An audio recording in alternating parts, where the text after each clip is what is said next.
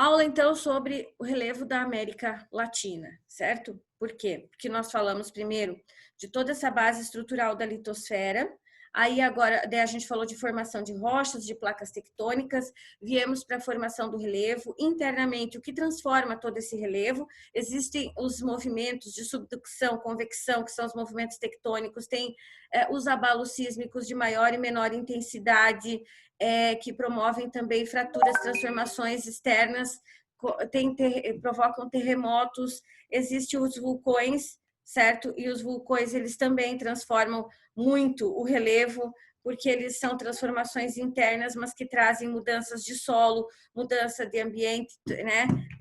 Da constituição do próprio relevo, porque o vulcão vai se formando a partir da deposição de lava solidificada. Depois a gente viu que tem os agentes, esses todos que vêm de dentro. Aí tem os agentes externos, né? Que são a ação do vento, da chuva, a ação dos processos erosivos, o gelo, o próprio mar, tudo isso, como isso vai transformando externamente, aqui do lado de fora, na superfície, o relevo. Transformado tudo isso, a gente falou das bases geológicas na aula passada.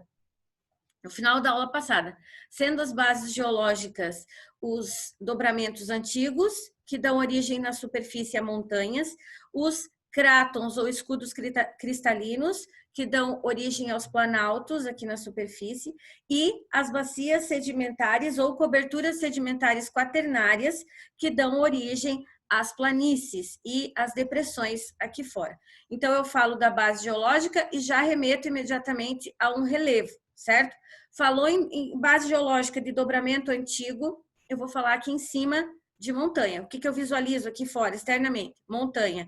Eu vou falar de escudo cristalino, de cráton. O que eu visualizo aqui fora? Planalto. Eu falo de bacia sedimentar. Qual é o relevo que eu visualizo aqui fora? Planícies e depressões. Ah, mas só tem esses 4 tipos de relevo? Sinceramente, não. São 23 tipos de relevo. Porém, o que os mais comuns e aqueles que são necessários nesse momento para você são 4, mas aí a gente vai falar tem situações de escarpa, enfim, tem outros. Até vocês durante o processo agora a gente vai falando e vendo alguns outros também, mas mais importante é que vocês saibam reconhecer e entender não só o relevo, mas a base geológica dessas 4 formações da litosfera: montanha, planalto, planícies e depressões, tá bom? Formadas, então, por dobramentos antigos, escudos cristalinos e bacias sedimentares. Isso é o principal. Agora vamos falar, a partir disso, vamos falar um pouquinho sobre o relevo sul-americano, né? E também um pouquinho sobre o relevo brasileiro hoje. Vamos tentar eu vou tentar ser mais concisa, mas é importante que vocês estejam com a apostila, porque eu vou falar comentando os mapas em especial. Então tá, olhando esse mapa que eu coloquei aqui na tela, primeiramente, antes de mais nada, eu tenho aqui o mapa da América do Sul, certo? Nesse mapa da América do Sul, eu vou observar, por exemplo, a oeste. Vocês já lembrem, por favor, identificar leste, oeste, norte, sul, isso é essencial, claro. Mas vamos lá, eu vou começar pelo oeste. No oeste da América do Sul, eu tenho a maior das formações, tanto da base geológica quanto da formação de relevo, estrutura de relevo, que são as cordilheiras, certo? São as formações de montanha. As formações de montanha, hoje de cordilheira, elas têm na base dobramentos antigos, ou seja, a área de encontro de placa tectônica, onde essas placas têm um movimento de convergência e uma delas acaba se dobrando, né? Então tá, principais, aqui vou focar agora só na América do Sul, né? Então a nossa principal forma de montanha, a nossa principal cordilheira, tá ali marcado na tela aqui, ó, Cordilheira dos Andes, formada agora, recentemente, nessa era cenozoica, e por conta disso é que ela é um dobramento mais recente, ela não é um dobramento antigo, ela é um dobramento recente, mas como o resto do relevo da América do Sul é muito mais antigo, ela acaba se tornando, a gente vai chamar ela de dobramento recente, né? Ela é o bebê da história toda. Então, a última formação, os últimos movimentos mais intensos que nós tivemos foram esses, mas é claro que os movimentos acontecem o tempo todo, nesse minuto agora, por exemplo, né? Pontos mais altos que eu tenho, então, já que eu estou falando de cordilheira, pontos mais altos que a gente tem aqui na América do Sul, ó, eu vou falar principalmente do mais alto, que é o Pico do Aconcagua, com 6.960 metros. Está ali no mapa que eu coloquei na tela para vocês. E depois tem o Pico Huascarán, com 6.768 metros aqui, tá? Aí, claro, para evidenciar o nosso, que é muito menor, tem vários outros, mas o nosso está aqui para a gente não deixar de falar também do relevo brasileiro, com o Pico da Neblina. Até então, 2.994 metros. Lembram que eu sempre falei desse número? 2.994 metros, que faltava, pela antiga classificação de montanhas, faltavam só 6 metros e tal. Houve uma reavaliação, né? Agora muito mais precisa, porque agora conta com tecnologia, conta com imagem de satélite, essa coisa arada toda, georreferenciamento, e chegou-se a um número de 3.014 metros no Pico da Neblina. Isso significa 20 metros maior do que aquela primeira medição que havia, certo? Então, são 3.014 metros de altitude do Pico da Neblina. Ele já seria uma montanha de qualquer jeito, porque ele tem 300 metros acima da superfície. Todo relevo que tenha, que seja pontiagudo, que seja de formação de dobra de placa tectônica, tem que ter esses detalhes, tá? Que seja formação de dobramento de placa tectônica e que tenha acima de 300 metros da superfície, não do ponto do nível do mar, da superfície, eu já posso chamar de montanha. E o Pico da Neblina tem 3.014, certo? Ok, aqui mais ao centro, aqui da América do Sul, eu vou observar uma grande quantidade de planícies e de depósitos sedimentares. Olha só, tipo de planície aqui, ó, a planície da Bacia Amazônica, desculpa, aqui a planície da Bacia do Rio da Prata e o Rio Paraná, mas aqui a gente chama Bacia Platina, né? Essa é a Bacia Platina e essa é a Bacia Amazônica. São as duas maiores e estão nessa área mais central aqui da América do Sul. Então, relevo principal do oeste, né? Nós temos aqui a formação de cordilheiras, montanhas. Relevo central da América do Sul, mais formação de bacias, relevo, né? De planícies e depressões. E, por fim, eu tenho as áreas mais antigas do relevo, que são os planaltos, já bastante desgastados, tem por baixo escudo cristalinos, crátons, né? Formação, então, de muita rocha metamórfica, ou seja, rochas cristalinas que foram se transformando por conta da pressão e mudança de temperatura, ok? Tem aqui, ó, Serra do Espinhaço. Mas espera aí, professora, uma serra não é um conjunto de montanhas? Não, uma serra é um conjunto de planaltos ondulados, desgastados, ok? Então, aqui tem o Planalto da Borborema também, Planalto Central Brasileiro, Planalto Meridional.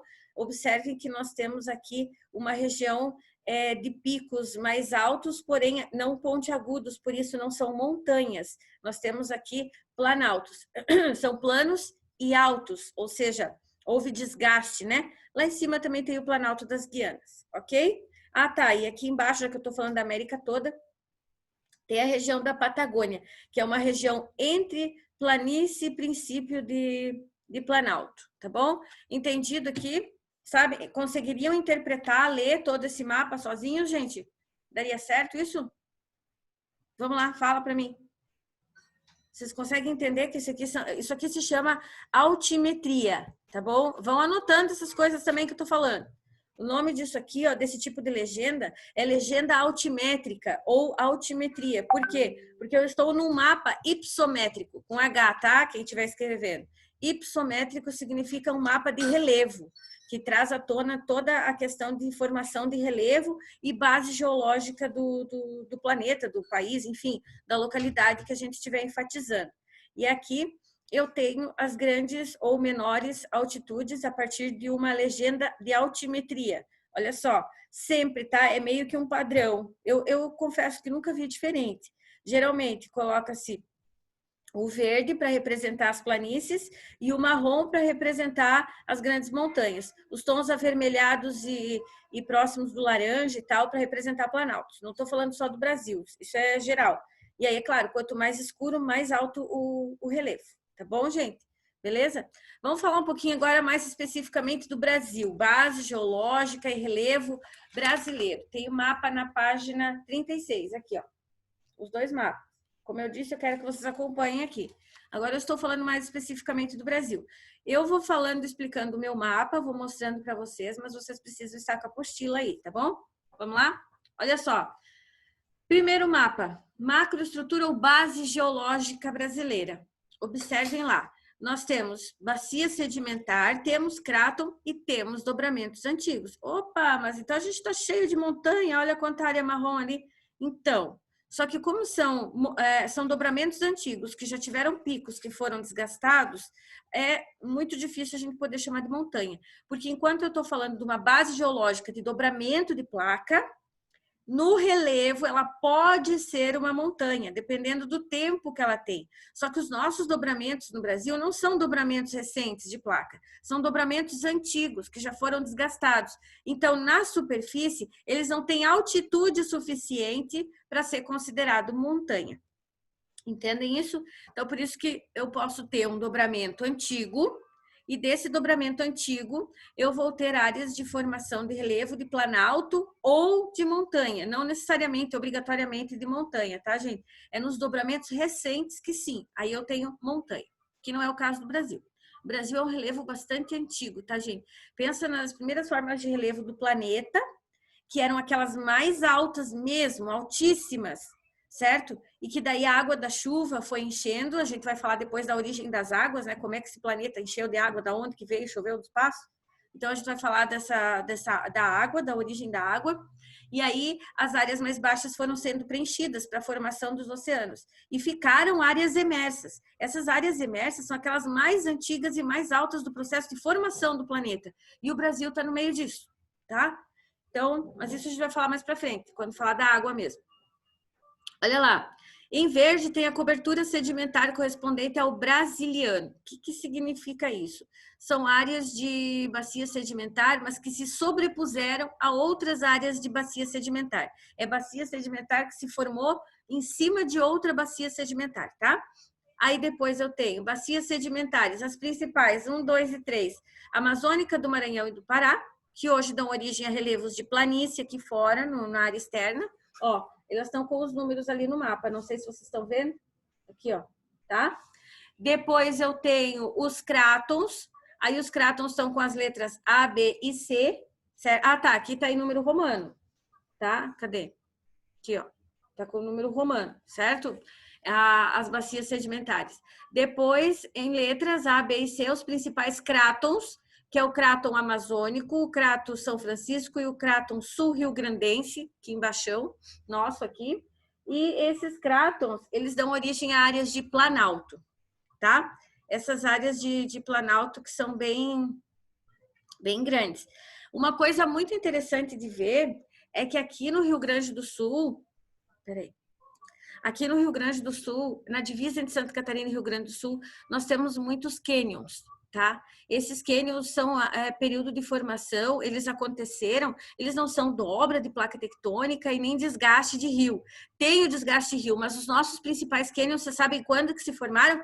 Não sei se vocês já viram, procurem lá o cânion do Itaimbezinho, o cânion Fortaleza, os maiores cânions da América do Sul, né? Que estão aqui no Rio Grande, entre Rio Grande do Sul e Santa Catarina. O Cânion do Cambará. Gente, se vocês tiverem oportunidade de viajar para esses lugares, é fantástico perceber o que a natureza faz. E nesses cânions, nesses lugares, a ruptura, a fratura que houve de placa tectônica, como se a gente olha da parte de cima, você pode visitar tanto de cima quanto de baixo os cânions, né? Mas se você visita da parte de cima do cânion, tu vê como se fosse alguém mesmo tivesse puxado e rasgado as duas partes da placa tectônica, né? E sim, o que a gente tem ali é uma fratura, um rasgo de placa tectônica no momento que a placa tectônica que Pangeia estava se dividindo, no momento em que Gondwana estava se dividindo entre América do Sul e África. Houve esse rasgo ali que para nós hoje nós chamamos de cânions do Rio Grande do Sul, cânions do sul do Brasil, certo? É claro que esse rasgo não foi assim não pensem num desastre ambiental da época, assim, não, tá? Isso só é rápido, que eu digo é que não levou milhões de anos, levou milhares. Então, é rápido na natureza, mas é bem legal de ver. E depois aqui eu tenho os dobramentos antigos nessa cor mais marrom e identificado pelos números arábicos 1, 2 e 3, os nossos, normais mesmo, tá? Cadê? Deixa eu ver. Aqui, ó. 1, 2 e 3 no mapa e aqui eles estão em marrom, certo? Toda vez que eu tenho dobramento antigo, eu tenho formação de montanhas ou de morros. No caso do Brasil, muitos morros, porque eles são menores do que o tamanho que se considera uma montanha, né? Embora depois dessa nova nomenclatura, que as montanhas agora são todos os picos de dobramento a partir de 300 metros de altitude, a partir disso a gente tem uma quantidade maior de montanhas no Brasil, só que montanhas ainda em processo de classificação, tá? Então não vai colocar qualquer coisa lá, isso é montanha, porque a professora disse, na nova medição sim, mas na nomenclatura oficial ainda está em processo de classificação, isso demora um pouquinho, tá? Maior pico, como vocês já sabem, é o Pico da Neblina, 3.014 metros de altitude, está ali no mapa de vocês. Segundo mapa, recursos minerais do Brasil. Aí aqui é em cada região onde a gente encontra. Onde eu tenho escudos cristalinos, que são escudos pré-cambrianos, eu vou ter com certeza muito mais metálicos, certo? E vou ter alguns não metálicos também, diamante, o calcário. Agora, nas áreas que são de cobertura sedimentar, a maior parte do que eu tenho são alguns tipos de não metálicos e principalmente os que dão origem à energia, xisto, carvão e petróleo, tá? Aqui no mapa. Tá.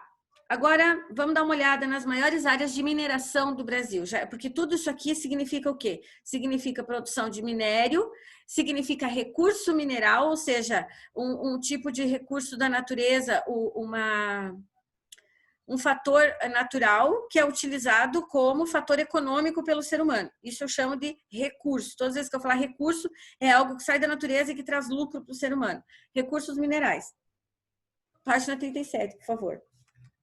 Ali eu tenho o mapa do projeto Carajás, certo? E tenho do quadrilátero ferrífero. Onde é o projeto Carajás? Ele pega Pará, Maranhão e Tocantins, pega um pedacinho de cada, e é uma área de exploração mineral, em especial de ferro ali, né? Também. Os dois são de ferro, mas mais o quadrilátero ferrífero, claro.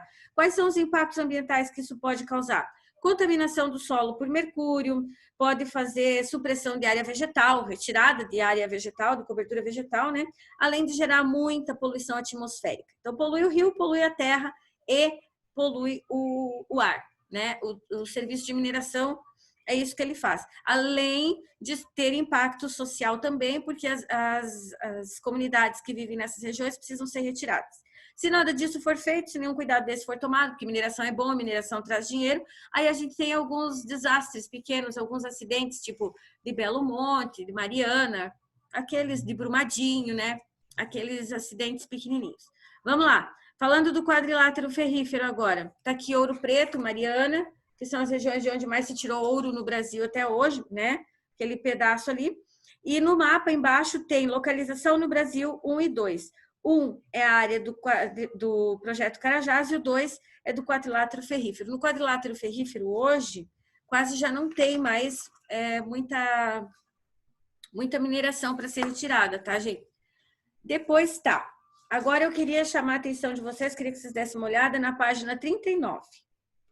Na página 39, ele está enfatizando um pouquinho que o nosso relevo, como ele está em constante transformação, nós temos a ação nós temos a influência, embora os Andes não estejam no Brasil, a Cordilheira dos Andes não pegue território brasileiro, nós temos interações ambientais entre os Andes e o nosso meio natural, que fazem com que o comportamento do nosso clima, o comportamento dos nossos biomas tenha uma influência direta de interação com a Cordilheira dos Andes. Por exemplo, assim, 3 tipos de interações que a Cordilheira dos Andes fazem. Interação com o rio Amazonas. Ela é lá na Cordilheira dos Andes, que está nascente do rio Amazonas, e o rio Amazonas é o único rio do Brasil que não é abastecido única e exclusivamente por água de chuva. Tá? Ele tem abastecimento misto. Os nossos rios do Brasil todos são abastecimento pluvial, abastecimento de água de chuva. E o rio Amazonas não, ele é abastecimento misto. O que significa isso? Abastecimento pluvial, de chuva, e abastecimento nival, do gelo, da neve que derrete lá da Cordilheira dos Andes, que também abastece o rio Amazonas, tá? Claro que antes de entrar no Brasil, mas mesmo assim, segue o leito do rio aqui no Brasil, faz parte, né?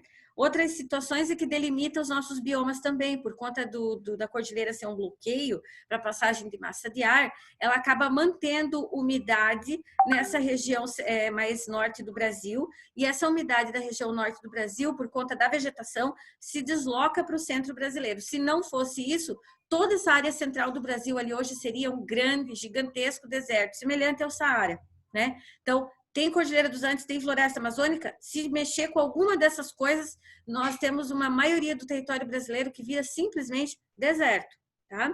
Outra situação, já usando o que eu disse agora, ela direciona as massas de ar, né? Porque o ar úmido que vai vir do Oceano Atlântico vai encontrar o ar úmido que se forma sobre a floresta amazônica e vão poder ter um controle, vão fazer uma regulação do clima no resto do Brasil, tornando o Brasil um país de climas amenos, o Brasil de um país de climas mistos, diferentes e todos perfeitos para o desenvolvimento de toda a biodiversidade que tem aqui, para ter solos propícios para a agricultura, tudo isso. Por isso que a floresta amazônica é tão importante, imprescindível, eu diria, para nós. Não só no Brasil, mas porque ela regula também a temperatura na América do Sul como um todo, né?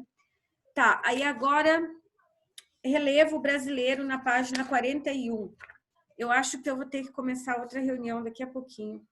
Mas, gente, é necessário, é importante. Nós ficamos com uma aula de geografia por semana e é muita coisa para falar. Isso que eu estou tentando ser bem concisa, né? Tá, então vamos fazer assim. Antes de eu analisar esses dois mapas da página 41, aqui, ó, que eu espero que vocês estejam fazendo as anotações devidas, a gente vai agora lá, eu vou fechar essa reunião e daí já vou abrir outra, tá bom? Porque eu não gosto de ficar abrindo a mesma, é muito ruim, tá? Já vem, então, ou melhor, já voltamos.